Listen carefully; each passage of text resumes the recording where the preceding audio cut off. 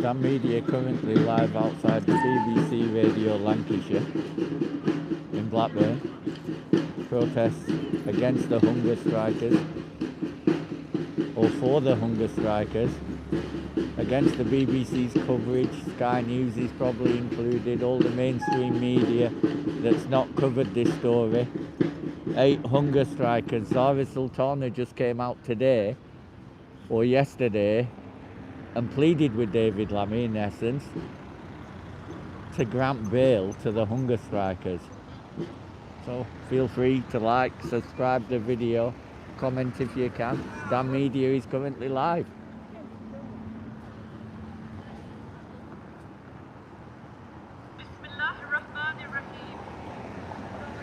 Hello friends, comrades, supporters of the Palestinian people. People of conscience. People of conscience. People who stand up for humanity. People who stand up for the truth and supporters of justice. We are stood here today outside the BBC building for their shameful biased covering and coverage of the Filton 24, the genocide in Gaza, and on top of this atrocity, they refuse to cover the hunger strikers.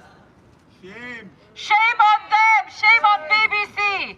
So in defiance of this, we stand here outside the BBC building in solidarity with the hunger strikers and all political prisoners. We will be their voice to amplify their stories. We will be the media that covers their plight. We pledge to raise awareness of their situation, educate ourselves and educate other people. We say to you, BBC, we take a stand. You can stay silent, but we will continue. We will not stay silent. We will be vocal and speak about the hunger strikers and our brothers and sisters in Gaza and all the oppressed people of the world. These people who are imprisoned are not there for violence against civilians, but for taking direct action against violence. Violence carried out by the British government and its complicity in the genocide in the best and holy land of Palestine. We will with this welcome our first speaker.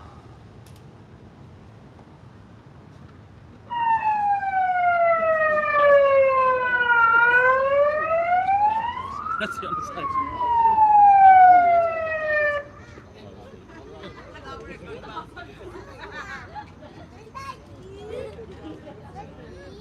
The BBC need looking up, being silent for the BBC.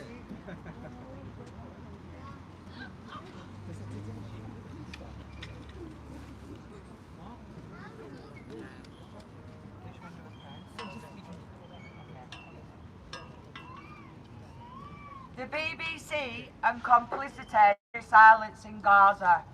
Friends, comrades and defenders of justice, we are living through a moral crisis, and not just in politics or warfare, but in the media that tells us what matters and what does not. In Gaza, we are witnessing mass civilian suffering on a scale the world should never ignore. Homes destroyed, hospitals overwhelmed, journalists killed, children pulled from or buried under the rubble, and yet one of the most powerful media institutions on the planet, the BBC, continues to hide behind the language of objectivity whilst failing to tell the whole truth. Let's not forget that the BBC is paid for by the people, for the people, but it is quite obvious that the government holds the purse strings. Let's be clear, this is not about bias, it is about complicity and the BBC's repeated failure to tell the truth, exposing the massive hypocrisy. When the BBC avoids clearly naming war crimes, when it treats credible genocide warnings from international legal experts as disputed claims, when it platforms state narratives while marginalising Palestinian voices, that is not neutrality, that is institutional failure.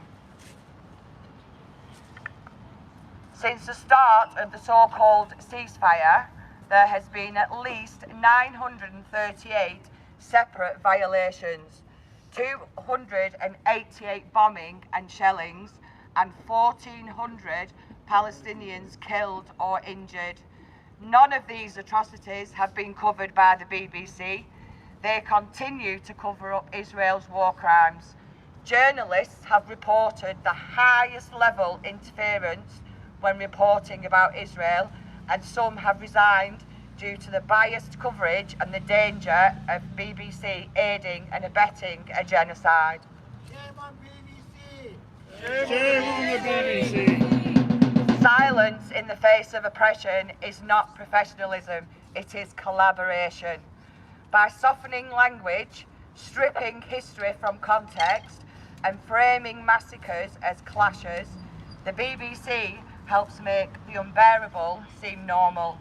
It teaches the audience to look away, and when the world looks away, violence continues with impunity. We are demanding honesty. We are demanding humanity. We are demanding journalism that treats Palestinian lives as equal, not as collateral damage. The role of the media is not to protect power, it is to hold power to account. And until the BBC does that fully and without double standards, it remains not just a witness to injustice, but part of the machinery that allows it to continue. Silence enables injustice. Silence is complicity. We will not be silent, we will not be gaslit, and we will not accept a media landscape that dignifies bombs more than people. Justice for Gaza means truth in our media. Thank you. BBC, shame on you! Shame on you! BBC, shame on you! BBC, shame on you! BBC, shame on you! BBC, shame on you! BBC, pick a side! BBC, pick a side! BBC, pick a side! BBC, pick a side! Human rights or genocide! Human rights or genocide!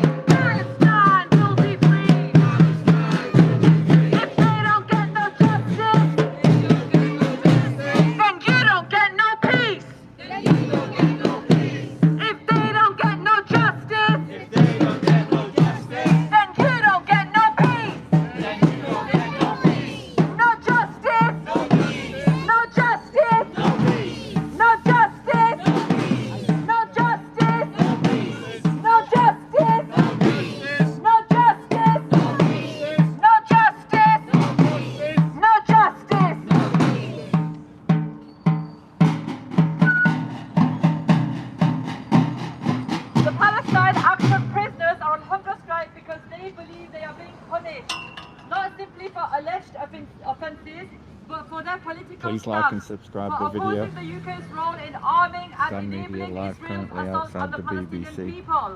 These individuals allegedly targeted weapons factories and the arms companies linked to military operations that have resulted in mass civilian deaths in Gaza and across Palestine. Their actions were aimed at disrupting systems of war and not harming people. Yet those responsible from the British state has been severe. Lengthy pre-trial detention, harsh prison conditions, and charges that are completely disproportionate. There are currently 33 held in prisons, UK prisons, who are illegally detained by the British state for their actions against genocide. And this number may increase as the state implements ever more draconian measures against protests. These measures include the calculated use of counter-terrorism legislation in an attempt to silence people, which has been widely condemned by lawyers, human rights experts and international organizations alike.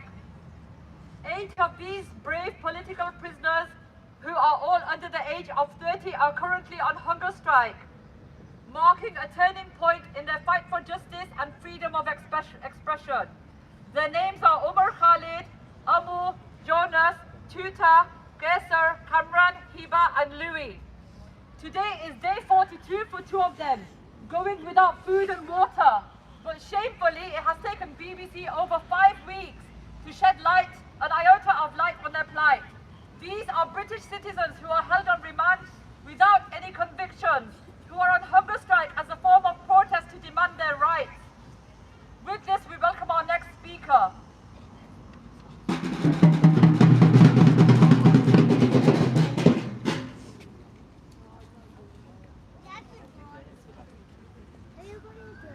Not today, beta. Assalamu alaikum, peace with everybody.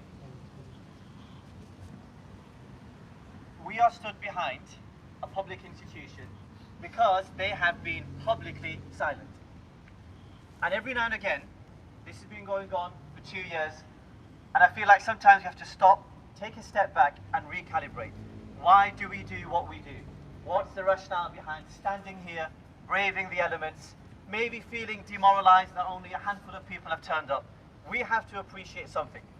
We have to appreciate that we are in the belly of the beast, we are in the lion's den, we are in the metropole of the chief colonizer. Which means, out of all the people around the world, out of all 8 billion people, we have a specific responsibility, which is we are here to subvert, we are here to undermine, and we are here to hold the government and its pillars to account. And the most important pillar of the government and its genocide and its enablers and abettors is the media. The BBC is a public organisation. The BBC is beholden to impartiality. But we've seen the BBC has been strategically silent over the past 5 weeks. And it's our job to bear witness to their silence and to ensure that their silence is not to be misconstrued or misinterpreted as impartiality or objectivity. Because, and this is the key idea for us all to remember, silence is the shield of power. Silence is the shield of power. Now every single one of us here, in the belly of the beast, I like to give an example from the Quran. We are like Prophet Moses. Prophet Musa and Prophet Moses were sent to the house of the Pharaoh to be able to engage and challenge and document the oppression of the Pharaoh from within his own house. We are here within the house of the colonizer. Whether we're in Blackburn or Preston or London, we have a duty. And that duty is to ensure that this pillar of genocide, which is the media, is to be held accountable. And remember this, George Orwell always used to say, true journalism is printing that which the state does not want to be printed. Here, here. True journalism is printing that which the state does not want to be printed. If you really want to see, out of all of the different strategies that we've tried and tested and experimented on over the past 2 years, 10 years, 20 years, which one is the most effective?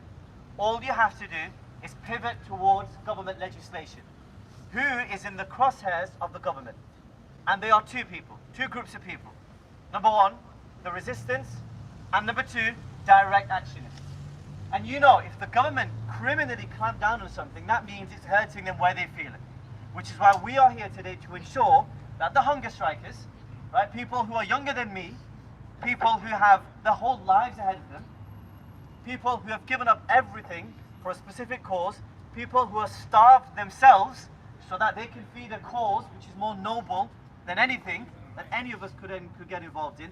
Our job is to make sure that their voices are heard. Our job is to make sure that their plight is amplified. But most importantly, I go back to this. Our job, carry on walking, my friend, carry on walking. Our job is to make sure that people like the BBC are to be held accountable, and we subvert the genocidal endeavours of the British here in their backyard.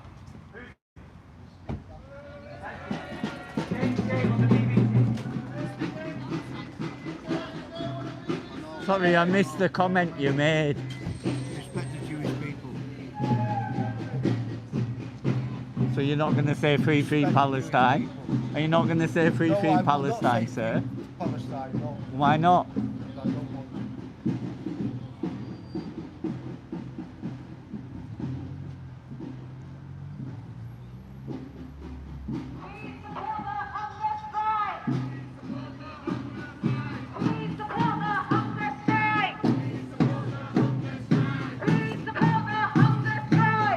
He wouldn't say. He didn't say to me free Palestine. I asked him to say free Palestine.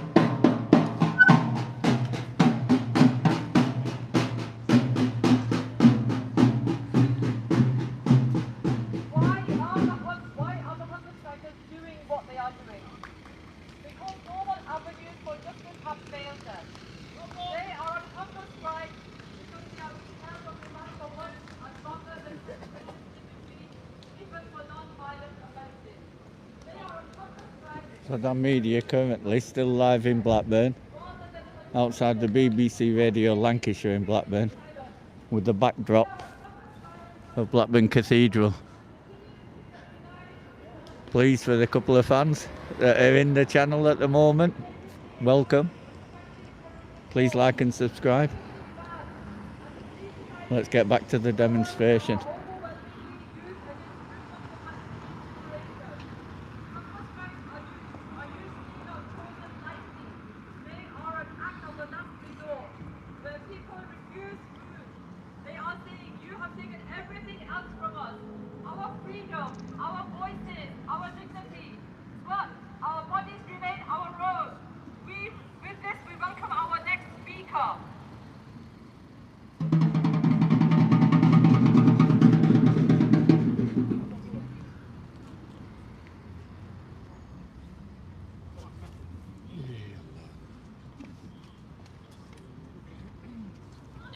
Okay, this is too complicated for me, but never mind. Okay. So you've heard from me before, lots of times. We just need to try and work out what our next steps are going to be. There is no doubt that the British government, the British mainstream media, the mainstream parties, they are all complicit in the genocide of Gaza. Shame on them. The evidence for that is overwhelming, and it doesn't need to be constantly reminded. Everybody knows, they know that everybody knows that they are complicit, and everybody also knows that they are corrupt. That the British government, British politicians and the media have been corrupted and they've been captured. So although we are here outside the BBC, we don't have much hope for the BBC changing its tune, because all the important decision makers within the BBC are people who actively support the genocide. Shame on them. They are people who actively support the millionaires and the billionaires who are funding the genocide. They actively support the arms companies who are providing the ammunition and the weapons that are killing hundreds of thousands of people, not just in Gaza now, but in Sudan, in Kashmir, all over the world. The tentacles of occupation, the tentacles of colonization still exist. So even though the history books will tell you that the British Empire ceased in 1947, all over the world there are American and British bases, soldiers who in theory are there to protect the locals, but in reality they are there to protect the interests of the West. And what we are seeing now is the end of that era is coming to an end, and those of you who study history will know that as their time comes to an end, they become more and more vicious. They become more and more authoritarian. So what you're seeing daily is new legislation which is coming out, which is designed to terrorize not just foreigners, but to terrorize their own population, to terrorize us. So if you look at what's happening, you look at the legislation, whether it's the crime and orders bill, whether it's the ID issues that are coming out now, they are trying to find ways to silence dissent. They're trying to find ways to make sure that nobody has the right and the capacity to speak out against them. So as we stand here in front of the BBC, there are things that we can and we should be doing. So the brother before me, he spoke about holding people to account. Now we talk about holding Keir Starmer and David Lammy to account, but they are distant from us. But we have people who are closer to us who we should also be all holding to account. We still have people who are Labour councillors and Tory councillors here, right in Blackburn, and where I come from in Accrington. Shame on them. And we need to ask them, what more do these people need to do before you abandon people who actively support genocide? What do they need to do before they actively support taking money away from poor people, from disabled people, from old age pensioners, from children, and giving it to billionaires? What more do you see? What more do you need to see when every day there is a fresh scandal about a leading politician who has taken bribes from millionaires and billionaires? If you look at the Labour front bench, 50% of them have taken huge amounts of money from Labour Friends of Israel and Israeli supporting billionaires. If you look at the Tory party, forget about the front bench, 80% of all Tory MPs have taken the same money. The only people that have been brought to book is when the money is from somebody else. So the Reform leader of Wales County Council went to prison for 10.5 years. What was his crime? His crime was he didn't take money from the Israel lobby, which would have been okay. He took money from the Russians, which is not okay. Okay? So in this country now, we have good corruption and we have bad corruption. So if you're capable of bad corruption, then you'll get arrested. But if you do good corruption, you will be promoted. You will get airtime. So it's no coincidence, for example, that Jeremy Corbyn, who was nearly our Prime Minister, who got 20 million votes, 40% of the vote, he's been on Question Time once. Farage, come and join us, Paul. Farage, he's never been elected to anything. He's just about got elected as an MP after 8 attempts, I think. And he's been on the same Question Time panel 25 times. So you have to ask, how does this work? How is it that somebody that's never been elected to anything is on 25 times and a leader of the National Party, almost the Prime Minister, has been on once? The answer is clear. The BBC has been captured.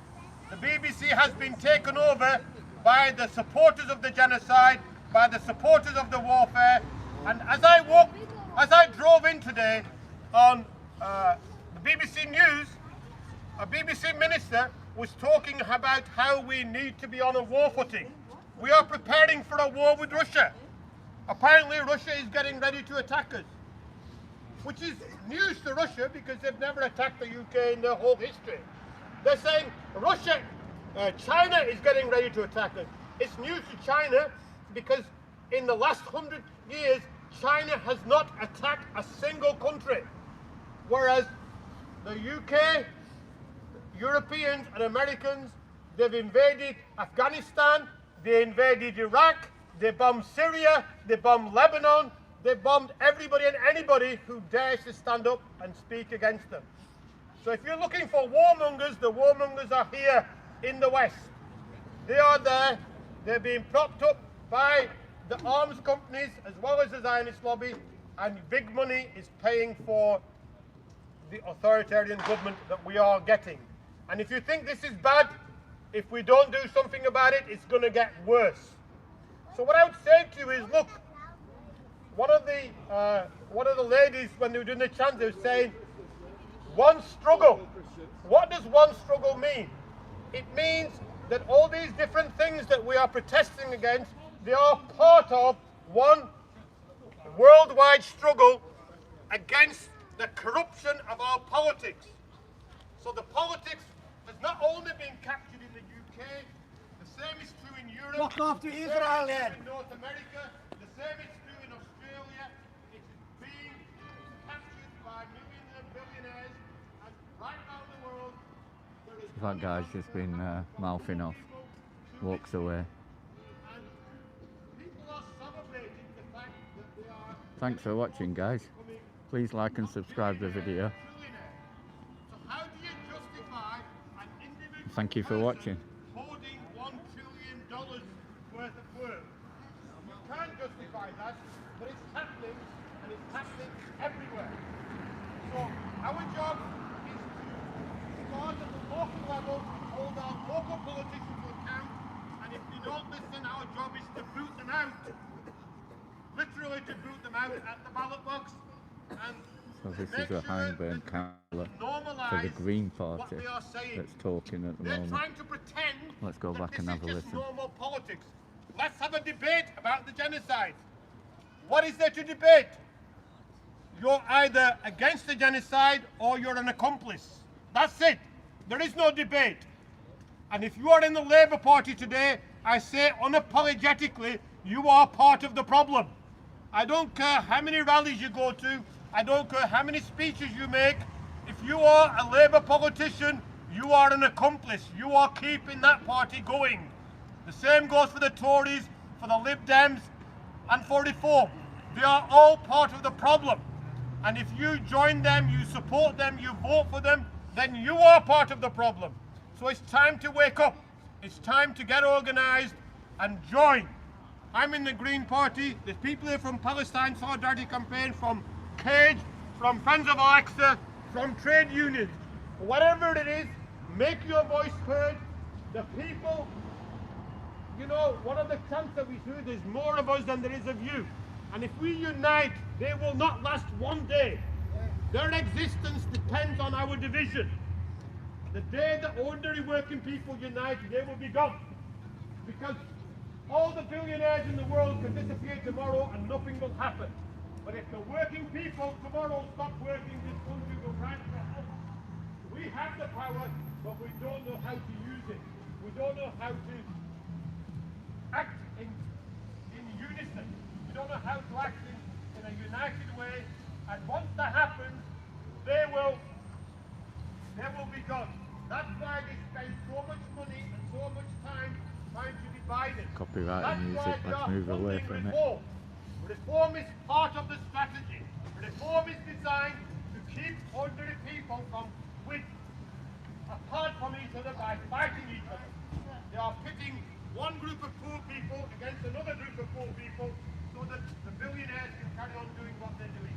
But our job is to get the message out, not just to our friends, but to the people who, because they're looking for a way to rebel, they're looking in the wrong place.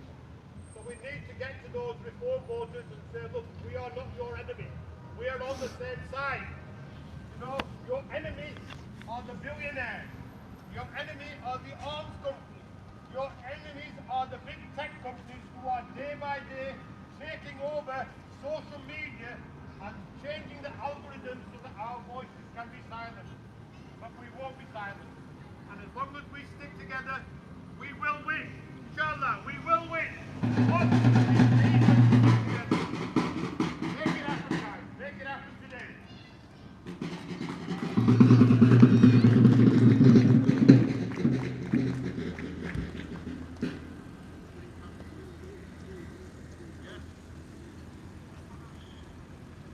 Our hunger strikers are not faceless numbers. They are individuals whose bodies are suffering as a direct result of their protest. So what does starvation do to the body? When a person refuses food for prolonged periods, the body begins to break down its own reserves for energy. First, it uses stored sugar, then fat, and as the strike continues, muscles and vital organs begin to waste away. I'm going to talk to you about each of our hunger strikers and what they are experiencing right now. Amu has been on strike for 42 days. They have not eaten over 10 days and are suffering from weakening eyesight and are seeing black spots. They have also been offered a wheelchair because they can hardly walk and are at high risk of having a heart attack. Gaza has also been striking for 42 days. Her condition deteriorated on Thursday night and she had severe chest, neck, head pain along with nausea, lightheadedness, cold sweat, weakness and shaking in her legs. Her blood pressure has already been low for days. Every doctor that her friends and family were able to reach said her symptoms were extremely alarming and absolutely a medical emergency. They spent over 6 hours trying to convince the prison officers to call an ambulance. They haven't heard from her since 2:45 a.m. on Thursday when she was still in a lot of pain and the prison nurses were refusing to help her. Yesterday morning, the prison cancelled her visit without giving her friends and family a reason, and they still haven't heard anything from her. Hibba, on 41 days, also reports weakening vision and has been denied winter clothing despite the cold conditions. Her loved ones provided the prison with her clothes 2 weeks ago. John, after 37 days, is physically so weak that he wears a mask to protect his vulnerable immune system and asks visitors not to hug him. It's not just because he's too weak, but because his body cannot fight infection anymore. He's lost around 12 kg. Tutor has been on strike for 36 days and has lost a considerable amount of weight and is increasingly breathless with heightened risk of cardiac and neurological instability. Starvation causes the loss of muscle, which includes the heart muscle, leading to irregular heart rhythms, chest tightness, and the risk of cardiac arrest. Cameron, at 35 days, has been hospitalized again and is suffering from critical ketone levels. Starvation pushes the body into ketosis, and this is where fat is broken down and produces ketones. This makes the blood acidic if it rises too high. Without proper monitoring, this can cause dehydration, vomiting, abdominal pain, confusion, seizures, and even death. Umar, who has a serious muscular condition, joined on 4th of December and is already struggling to sit or breathe without difficulty. He urgently needs full blood tests and an ECG, the only hospital care can provide. On Thursday, he reported to prison officers that he was losing feeling in his legs. They did not respond. Louis, on 17 days, cannot follow a typical fasting pattern because of risk of falling into a coma due to his diabetes. He didn't receive medical care until 6 days in. Every one of these cases is not just a protest, it is a physical crisis. Their bodies are breaking down. Their vision, mobility, heart rhythm, immune systems, and life are at risk. Their bodies are declining fast, and this is happening in our prisons right now. These are the real consequences of a hunger strike. When people take such drastic steps, it's because they feel that they have no other way to be heard, and the only thing left within their control to protest with is their body. Their intention, as Tutor put it, is not suicide, it's not death, it's about life, autonomy, and holding up a mirror to those in power. They want to live, and yet their bodies are being pushed to the brink. This is not just a medical issue, it's a human rights issue. So today, outside this media institution, we are saying, cover this story more. Hold power into account. Recognize the real human cost is happening right now. Because the longer that the world remains silent, the closer we come to losing these lives.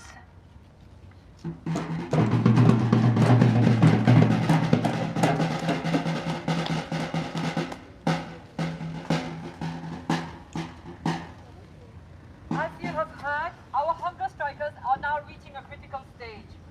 5 of them have been hospitalized. The hunger strike is not just about prison conditions, it is about the criminalization of solidarity with Palestine. It is about the state profits, how the state profits from war, while punishing those who resist it. It is about those lives that are protected by law and whose lives are not protected and the suffering is ignored. History teaches us this lesson clearly from Ireland to South Africa and the apartheid activists. Political prisoners have always been seen as criminals until history proves otherwise. Bobby Sands, iconic IRA hunger striker who died after 66 days, said the following: "They will not criminalize us, rob us of our true identity, steal our individualism, churn us out as systemized, institutionalized, decent, law-abiding robots. Never will they label our liberation struggle as criminal." In the same way as Bobby Sands, we refuse any attempt by the British government to criminalise the political prisoners and hunger strikers and stand in unwavering solidarity with them. Bobby Sands suddenly died after 66 days. 2 of our hunger strikers are on 42 days, which leaves approximately 14 days left, which is 2 weeks. Which means if we go by that timeline, by the timeline of Bobby, in the next 2 weeks it could be quite deteriorating and fatal for some of our hunger strikers. Every second counts and time is ticking away and their lives are on the line. We have to take action and we have to escalate. They are depending on us and the people on the outside now to bring about change and justice for them. These Palestine Action prisoners are asking for fair treatment and proportional justice, the recognition of the political nature of their actions, They are asking us on the outside not to look away.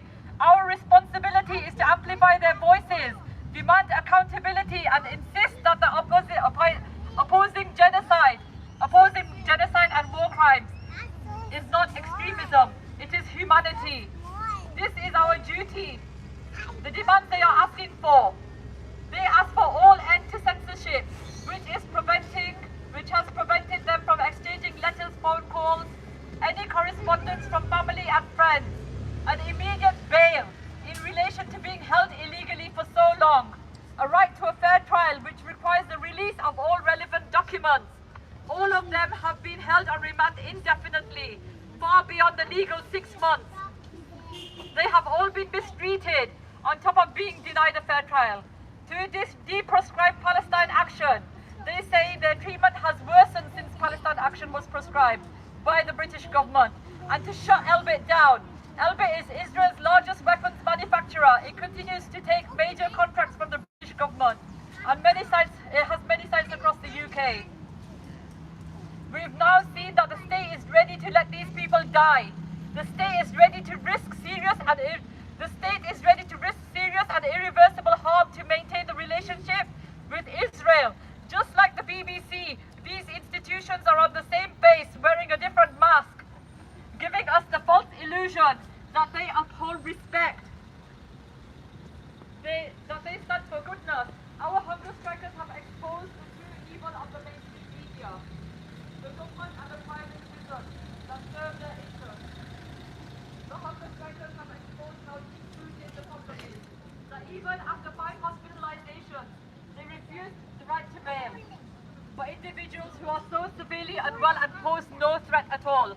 But still the government has attempted to lock them away in the hopes that this will disappear. This is why it is imperative that we show up, stand up, make noise and escalate, just as the prisoners inside the jail are doing. It is now time to move into further action. We cannot win this if we do not put up a fight. There is a chance we may win. It is time to liberate all our prisoners and escalate now with great urgency. Please follow the Prisoners for Palestine campaign and support the work that they do. They are a prisoner-led collective in the UK, representing all those detained under charges related to Palestinian liberation. Their work includes coordination on both sides of the prison walls, working with activists, organisers and supporters to combat the isolation and the hopelessness the prison system has tried to impose on the prisoners. Join your local emergency demo to support the hunger strikers and the Filton 24. There is action up and down the country to support this. Please join wherever you can as a matter of urgency. Join any letter writing campaigns that you can, or simply write to the prisoners yourself. Inundate the prisons with letters to the point that they have to act. Also, you can sign the petition on the Prisoners for Palestine website, asking David Lammy to act. Flood him with emails using the template on their website. Call David Lammy out for his inaction. Tomorrow evening between 7 and 8 p.m, Prisoners for Palestine have a Zoom meeting online. Find out about further campaign escalation, updates, exclusives and an overview of the hunger strike action. It's time to take inspiration from the prisoners themselves and take direct action against the companies and institutions that are complicit in the genocide. Hold them to account for imprisoning those who resist the genocide. Our prisoners have left the way. They have sacrificed their liberty and health. Now it's time to shut down all those complicit in the genocide. Action! Victory to our hunger strikers!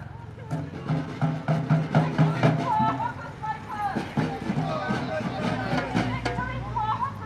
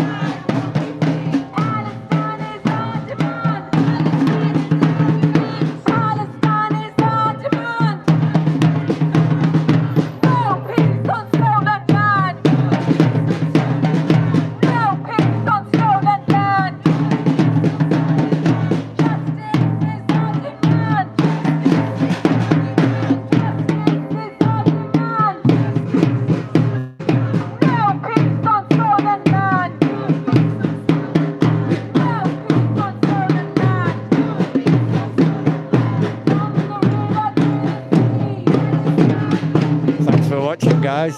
Please like and subscribe to the video. Dan Media still live outside BBC Radio Lancashire in Blackburn. Hands are shaking at the moment. Need a gimbal next time.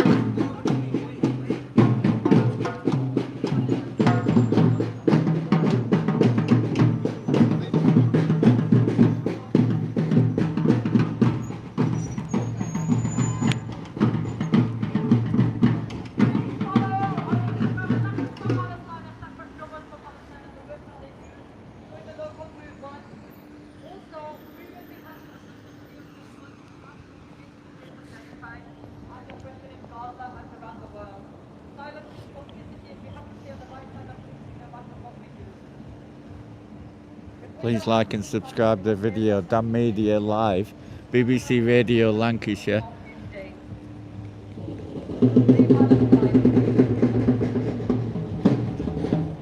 Right, we will now be gathering. Copyrighted music, let's get out of there. Boycotting Coca-Cola, which is still being sold in many of our takeaways here in Blackburn. We haven't covered this area before, so Boycotting Coca-Cola now. Let's go have a listen. the public and going into takeaways and letting them know how Coca-Cola factories operate on stolen Palestinian land. So if anybody would like to join us, please just come up to me at the end of our demo. Thank you for the like. Much appreciated. We're just going to have a group photo, so if everybody wants to... Hey, group photo time.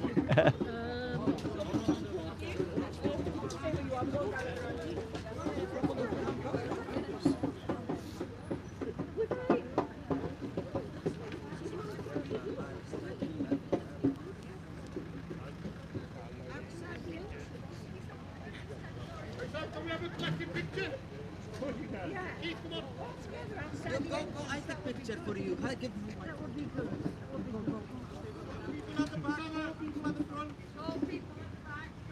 Just to get No people at the back, no people at the front. Right. Yeah, you're right. You're right. Yeah, we want you to be seen. Stand You have to raise your flag higher, don't you? You're going to cover half the people. Cover your faces, yeah? But I'm over your face. I don't know if your head's going to be cut off if I'm holding like this. There's the shot of the day.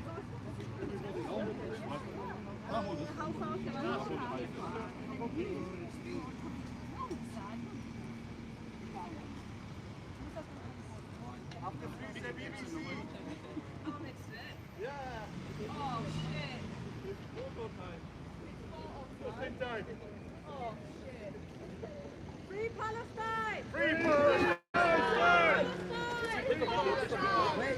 Free, free! Free, free! Free, free!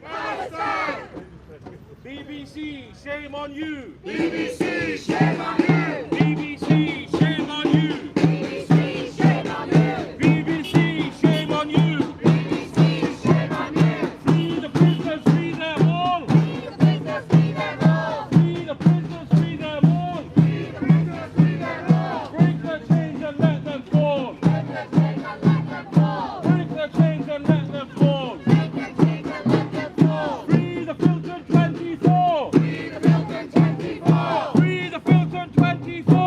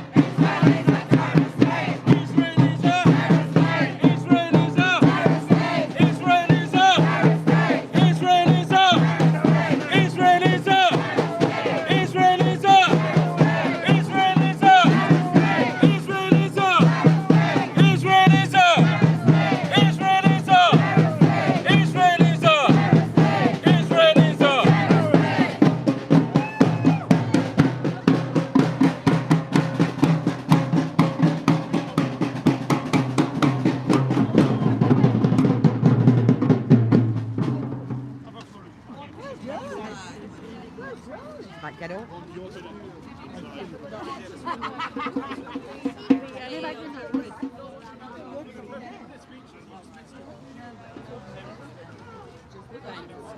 How are you, ladies? Are you good?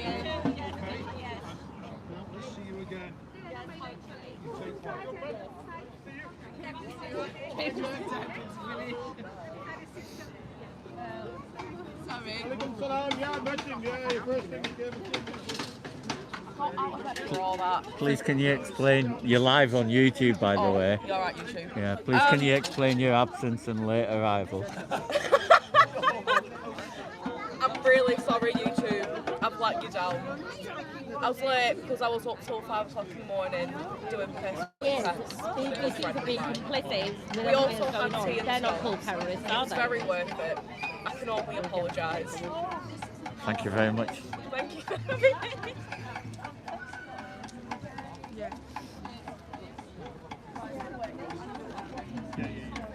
Thanks for watching, guys. Like and subscribe the video, share. Dan Media, Blackburn, BBC Radio Lancashire.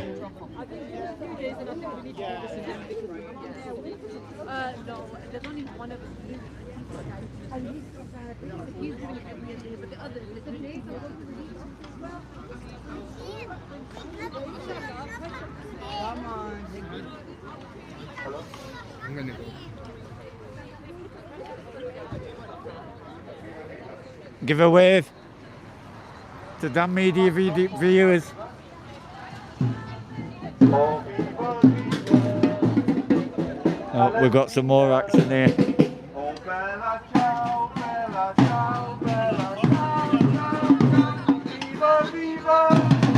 Oh, Palestina will be free from the river to the sea. Oh, viva, viva, oh, Palestina. Oh, bella ciao, bella ciao, bella ciao, ciao, ciao. Viva, viva, oh, Palestina will be free from the river to the sea. Oh, viva, viva, oh, Palestina. Oh, bella ciao, bella ciao, bella ciao, ciao, ciao. Viva, viva, oh, Palestina will be free from the river to the sea. Oh, viva, viva, oh, Palestina. Oh, bella ciao, bella ciao, bella ciao, ciao, ciao. Viva, viva, oh, Palestina will be free from the river to the sea. Oh, viva, viva, oh, Palestina. Oh, bella ciao, bella ciao, bella ciao, ciao, ciao. Viva, viva, oh, Palestina will be free from the river to the sea. Oh, viva, viva, oh, Palestina. Oh, bella ciao, bella ciao, bella ciao, ciao, ciao. Viva, viva, oh, Palestina will be free from the river to the sea. Oh, viva, viva, oh, Palestina. Oh, bella ciao, bella ciao, bella ciao, ciao, ciao. Viva, viva, oh, Palestina will be free from the river to the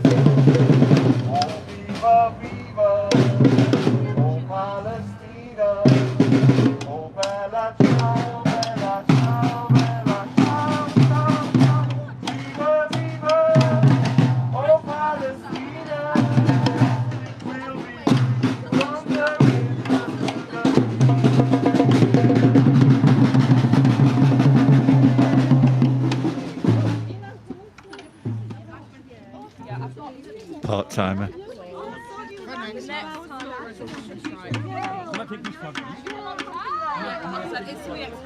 Alright guys, we're going to close the light there, the live.